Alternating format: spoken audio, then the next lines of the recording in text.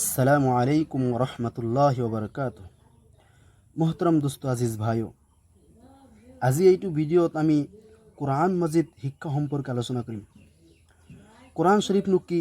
আমি সকলোৱে জানো যে কোৰআন শৰীফ হৈছে ইছলাম ধৰ্মাৱলম্বী লোকৰ একমাত্ৰ কিতাপ, যি কিতাপৰ বিষয়ে আল্লাহ ৰব্বুল আলামিন নিজেই কোৰআনৰ মজিদৰ ভিতৰত কৈছে, আলিফ লাম মিম যালিকাল কিতাবু লা ৰাইবা ফিহি হুদাল লিল মুত্তাকিন।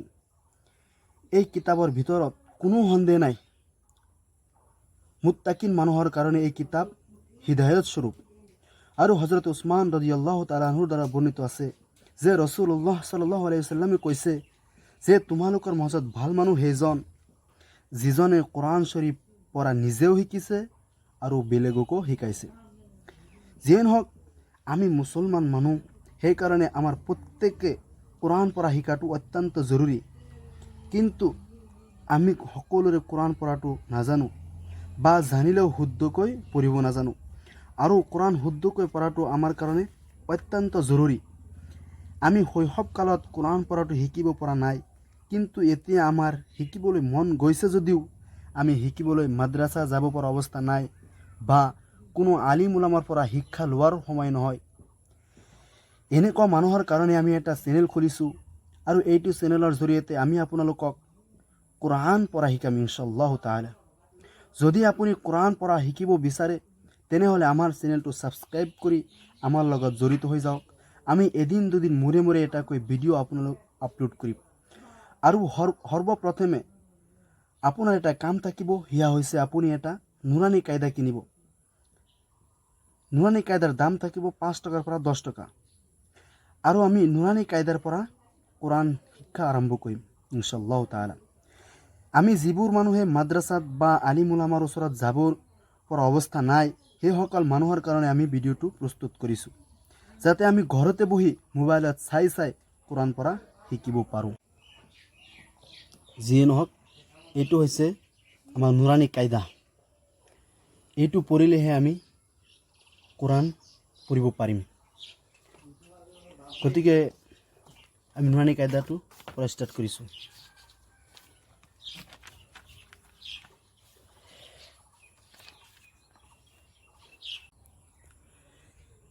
এক নম্বৰ সবক মুফ্ৰদাত। মুফ্ৰদাত মানে বেলেগ বেলেগ হুৰুফ।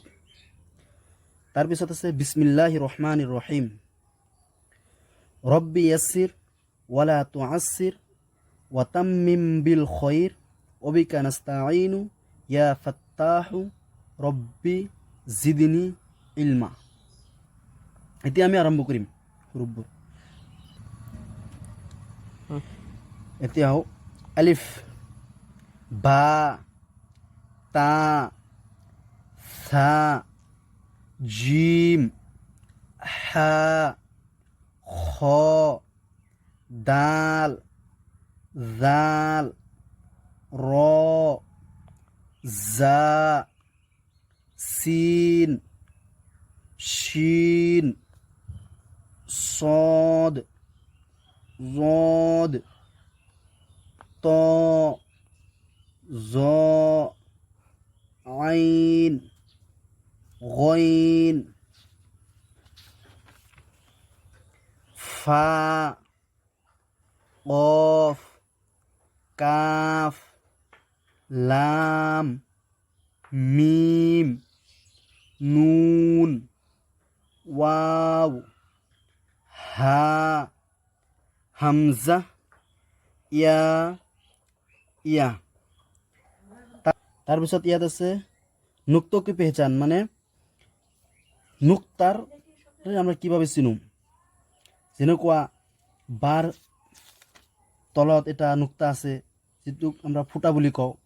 তাৰপিছত তাৰ ওপৰত দুটা নুক্তা আছে, ছাৰ ওপৰত তিনিটা নুক্তা আছে, জিমৰ পেটত এটা নুক্তা আছে, হা নাই, খৰ ওপৰত এটা নুক্তা আছে, দালত নাই, জালৰ ওপৰত এটা নুক্তা আছে, ৰত নাই, যাৰ ওপৰত এটা নুক্তা আছে, চিন নাই, চিনৰ ওপৰত তিনিটা নুক্তা আছে, চদ নাই, জদৰ ওপৰত এটা নুক্তা আছে, তৰ ওপৰত নাই, জৰ ওপৰত এটা নুক্তা আছে, আইনৰ ওপৰত নাই, গইনৰ ওপৰত এটা নুক্তা আছে, ফাৰ ওপৰত এটা নুক্তা আছে, কফৰ ওপৰত একটা নুক্তা আছে, কাফ খালি, লাম খালি, মিম খালি আকৌ নুনৰ ওপৰত এটা নুক্তা আছে ৱাও খালি হা খালি হামজা খালি ইয়াৰ তলত দুটা নুক্তা আছে এনেকৈ আমি নুক্তাবোৰ চিহ্নিত কৰিম তাৰপিছত আমি হৰুফবিলাক ভালকৈ মুখস্থ কৰি ল'ম আৰু নুক্তাবিলাক কোন হৰুফৰ ওপৰত কেইটা নুক্তা কোন হৰুফৰ নিচত কেইটা নুক্তা আমি ভালকৈ জানি ল'ম তাৰপিছত নেক্সট ভিডিঅ'টো 2 দিন বা 3 দিন পিছত আকৌ আপোনালোকলৈ আগবঢ়াম যদি আপোনালোকৰ ভিডিঅ'টো ভাল লাগিছে তেনেহ'লে লাইক কমেণ্ট শ্বেয়াৰ কৰিব আৰু নতুন নতুন ভিডিঅ' পাবলৈ আমাৰ চেনেলটো ছাবস্ক্ৰাইব কৰিব